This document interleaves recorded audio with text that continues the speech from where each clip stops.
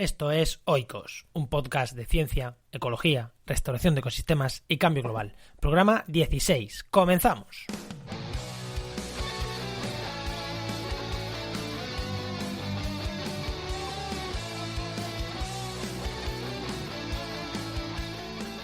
En el programa de hoy os voy a hablar del Estrecho de Gibraltar y de su importancia ecológica a nivel mundial.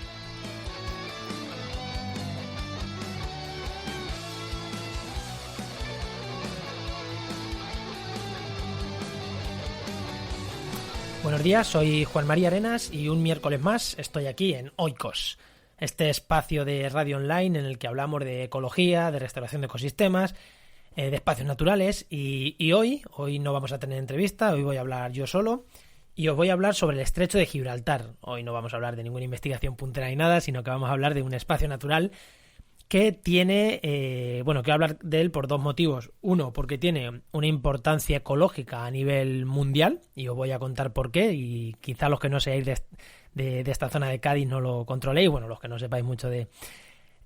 a la gente que le gusten las aves, pues sí que lo va a conocer, pero a la gente en general, pues bueno, no sabe la importancia ecológica que tiene este enclave.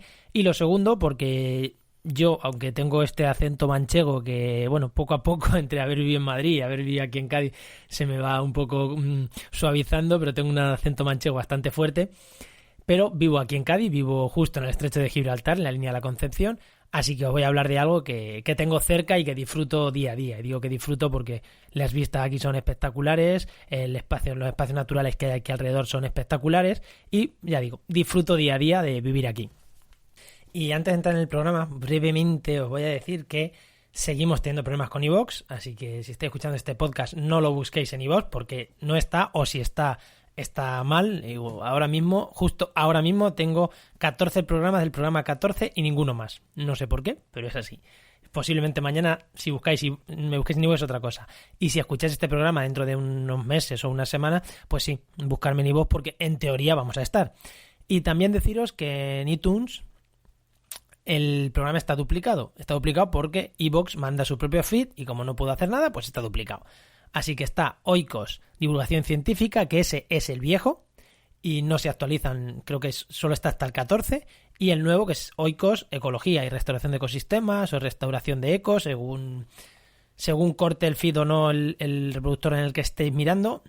Ya digo, no solo iTunes, si estáis en Google Podcast, lo mismo. Buscar Oikos, ecología y restauración, que es el bueno, el que se va actualizando. Bueno, si veis el otro, veis que no, el programa 15 y el 16 no están. Pero bueno, deciros que me buscáis ahí. Y también decir que en YouTube estamos, pero en mi canal personal, Juan María Arenas, ahí van a estar todos los programas, tanto de Oikos como del resto de podcasts que vaya haciendo a partir de ahora, van a estar todos ahí centralizados. No van a estar en los propios canales como estaban antes, por diferentes cosas que no vienen al cuento. Van a estar todos centralizados en mi canal de YouTube, Juan María Arenas, buscarme. Tengo 4 vídeos, así que igual no os sale fácil, pero si no entras en jmarenas.com y abajo tenéis el enlace a seguirme. Bueno, y ya no me enrollo más con esto, que se me va el tiempo contando cosas que posiblemente no le interesa a nadie, y voy a entrar en lo que realmente interesa, que es el programa de hoy. Hoy hemos dicho que vamos a hablar del Estrecho de Gibraltar. El Estrecho de Gibraltar es una zona de frontera. De hecho, es una zona de 3 fronteras. Hay una frontera entre Europa y África, una frontera entre el Atlántico y el Mediterráneo, y a nivel geológico hay una frontera entre las placas euroasiática y africana. Vale, cuando en ecología hablamos de frontera, y esto es algo interesante o muy importante, no estamos hablando de una zona que divide, sino más bien estamos hablando de la unión, de una zona de unión entre dos ecosistemas o dos zonas muy diferentes. La frontera bosque-matorral, la frontera de una laguna, todo eso son zonas de unión, son de separación, pero en realidad es una zona de unión. Entonces, cuando hablamos de la frontera Europa-África, no estamos hablando de la separación, o también de la separación Europa-África, sino de una zona de unión entre Europa y África, o del Atlántico y el Mediterráneo, o entre las placas tectónicas euroasiática y africana. ¿Por qué decimos que el Estrecho de Gibraltar, o por qué digo yo que el Estrecho de Gibraltar es una zona de importancia ecológica a nivel mundial? Porque al ser una zona de unión, muchas aves, y otros seres vivos, peces, mamíferos, utilizan el Estrecho de Gibraltar para conectar Ya digo, Europa-África o Atlántico-Mediterráneo. Os voy a poner ejemplos concretos para que lo entendáis. Bueno, antes de nada decir que el estrecho de Gibraltar tiene una longitud en el punto más estrecho de 14,4 kilómetros y en el punto más profundo tiene una profundidad de 1000 kilómetros. De 1000 metros de profundidad, no 1000 kilómetros. Y decir que el estrecho este no siempre ha estado abierto, no siempre ha tenido agua a los dos lados, sino que hace 5 millones de años estuvo cerrado el estrecho, lo que se conoce como la crisis del Mesiniense, y en un momento dado se abrió y volvió a entrar agua desde el Atlántico hacia el Mediterráneo, que en aquel momento este era un charco interior. Vale, pues estuvo cerrado hace 5 millones de años y ahí hubo mucho trasiego de especies entre África y Europa. Bueno, la gente que le guste los temas de observación de aves y la gente que se dedica profesionalmente a la observación de aves, no le voy a contar nada si os digo que el estrecho de Gibraltar es uno de los puntos mundiales mejores para ver aves. ¿Por qué? ¿Por qué pasa esto? Bueno, pues porque muchas aves ya sabemos que migran entre Europa y África. Vale, ¿cuál es uno de los mejores puntos o casi uno de los únicos puntos para cruzar de Europa a África? El estrecho de Gibraltar. Son 14 kilómetros, es una distancia muy corta en la que las aves pueden cruzar. También en Turquía también hay otra zona por la que cruzar, no vayamos a decir que esta es la única, pero esta es una de las zonas buenas por la que cruzar de Europa a África.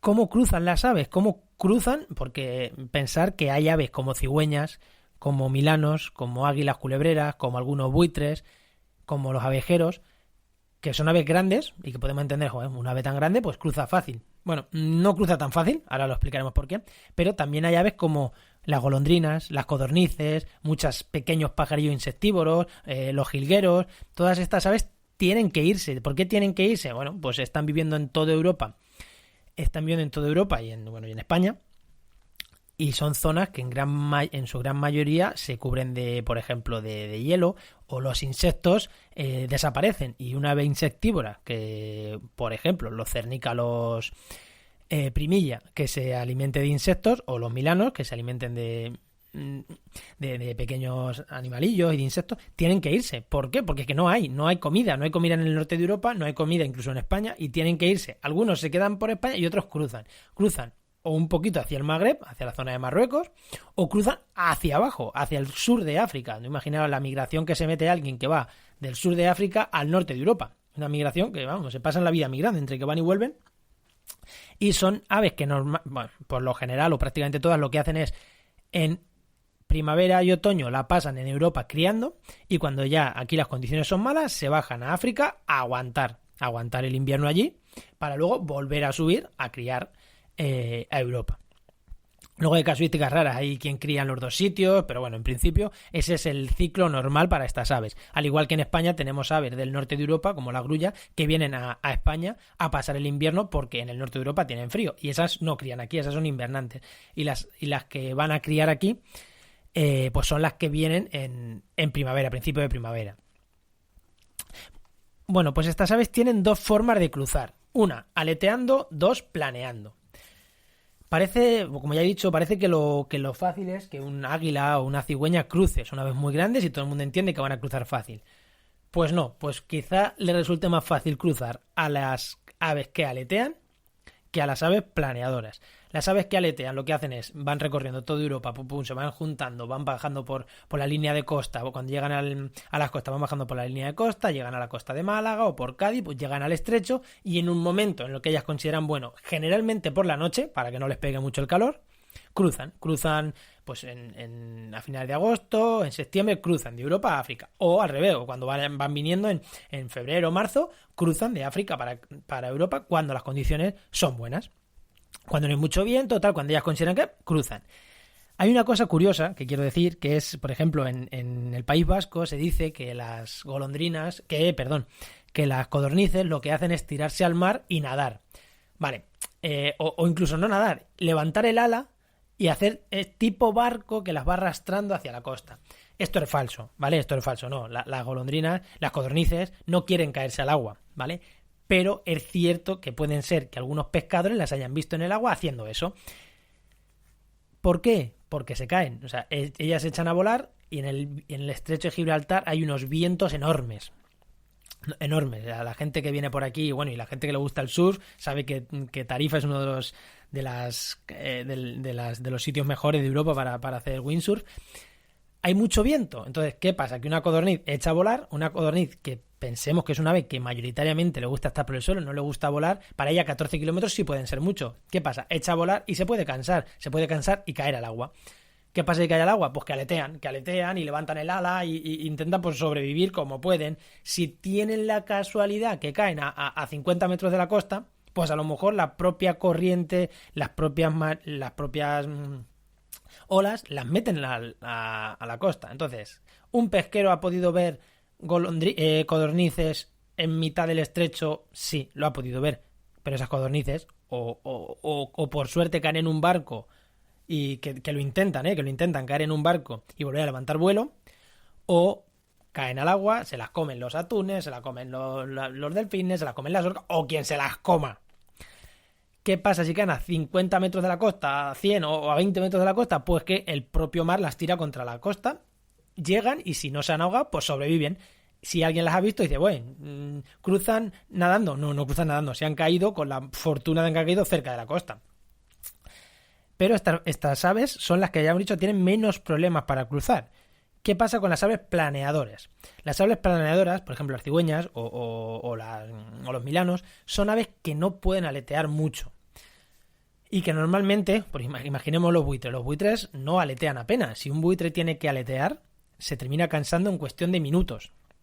Pensemos que son 14 kilómetros en la parte más estrecha, pero eso no se cruza en cuestión de minutos. Eso tardas en cruzarlo.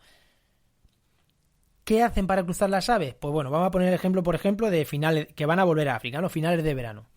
En finales de verano, todas las aves estas que van a migrar se van juntando aquí, en la zona de Cádiz, incluso en Doñana, en la zona de la laguna de Aljanda, en todas las campiñas de aquí de la zona de Cádiz, o en el Parque Natural de Alcornocales. Bueno, dependiendo de si el ave le gusta pues más estar en zonas abiertas o menos, se van acumulando por aquí. En Alcornocales, por ejemplo, en los milanos es alucinante las bandadas que se juntan de cientos y cientos y cientos y miles de milanos o de cigüeñas que van a cruzar a África. Se quedan aquí y cuando las condiciones de viento son favorables, lo que hacen es, cogen una corriente térmica, ya sabemos, esos círculos que hacen los buitres cuando estamos viéndolos en cualquier sitio, que vemos haciendo círculos y que van subiendo en altura, eso es porque han cogido una corriente térmica que calienta el aire en el suelo y va subiendo el aire caliente y estas aves se meten en ese aire caliente y van subiendo.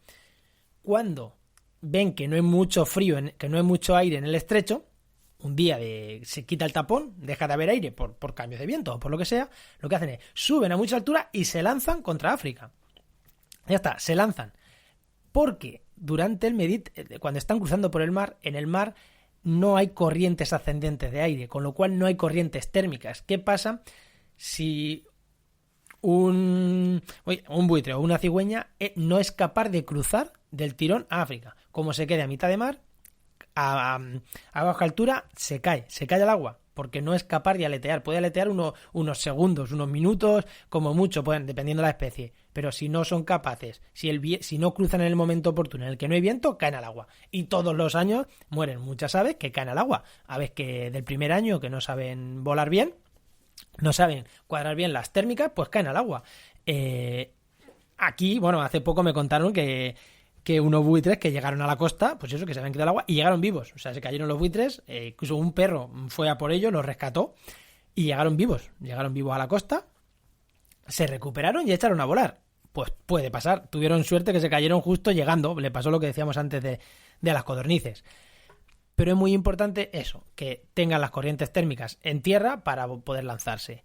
¿Qué pasa si degradamos el estrecho de Gibraltar y toda esta zona de este entorno? Que si las aves no pueden estar aquí, si las aves no pueden estar en este entorno cercano al estrecho de Gibraltar, el día que haga bueno, no van a poder coger una térmica muy cerca. Y si cogen una térmica en Sevilla, en la provincia de Sevilla, pues ya me diréis vosotros cómo van a llegar hasta África. Por eso es tan importante mantener en buenas condiciones ecológicas toda la zona cercana al estrecho de Gibraltar. Pues eso, para que los milanos puedan estar en alcornocales, entre los alcornoques, entre las encinas en alcornocales, y el día bueno crucen. Si no tienen esos árboles para descansar y esos árboles para estar cerca del estrecho, pues no pueden cruzar. ¿Qué pasa si no pueden cruzar? Que no hay Milano. O sea, si no pueden cruzar a África, en el invierno no pueden sobrevivir aquí, en España o en Europa. Si no pueden sobrevivir en España o en Europa y no son capaces de cruzar a África, desaparece. He puesto el ejemplo de Milano como con muchísimas otras especies. Por eso es tan importante el estrecho de Gibraltar y que las condiciones ecológicas del estrecho de Gibraltar sean buenas para que estas aves de toda Europa y de toda África tengan este punto de unión en buenas condiciones. Vale, pero ¿solo cruzan aves de Europa a África? No. Hay aves, también hemos dicho que el estrecho de Gibraltar es la frontera entre Mediterráneo y Atlántico. Claro, si es entre Mediterráneo y Atlántico, hay aves marinas, que si son aves marinas quieren cruzar por el mar. Una ave marina que esté en el Atlántico no quiere cruzar a través de Soria hasta el Mediterráneo. No, quiere cruzar a través de agua. ¿Por dónde cruza a través de agua? Por el estrecho de Gibraltar. Entonces tenemos lo mismo. Ahí tenemos aves, como hemos dicho, en África, Europa, África. Hemos dicho que criaban en Europa y se iban a vivir a África, a invernar a África. Aquí tenemos 3 tipos de aves. Las que crían en el Mediterráneo en verano y se van al Atlántico en invierno, pues a zonas a lo mejor más cálidas del Atlántico, bueno, se van al Atlántico en invierno.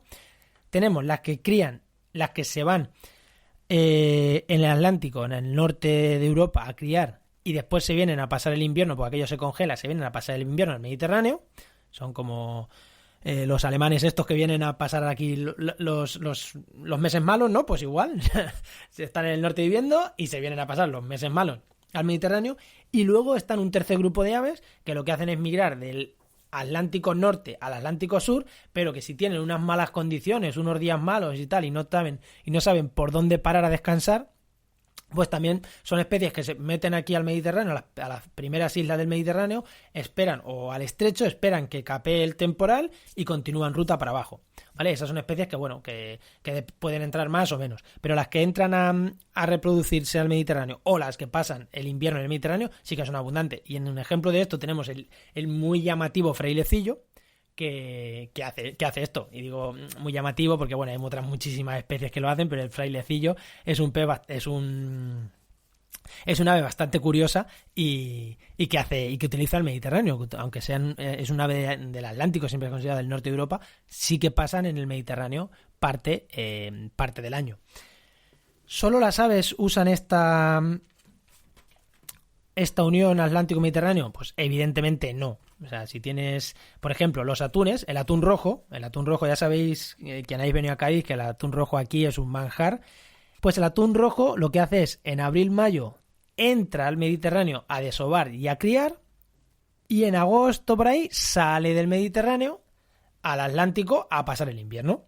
Claro, si entra el atún rojo, hemos puesto un ejemplo, pues hay otros muchos peces que hacen lo mismo, otros muchos individuos acuáticos que hacen lo mismo. Por ejemplo, las orcas. Las orcas no es que necesiten migrar, sino que las orcas muchas veces lo que van es persiguiendo los atunes para comer. Si el atún entra, la orca entra a comer. Entonces entra del Atlántico al Mediterráneo y luego salen con los atunes. O, por ejemplo, el rorcual. El rorcual, que es la segunda ballena más grande del mundo.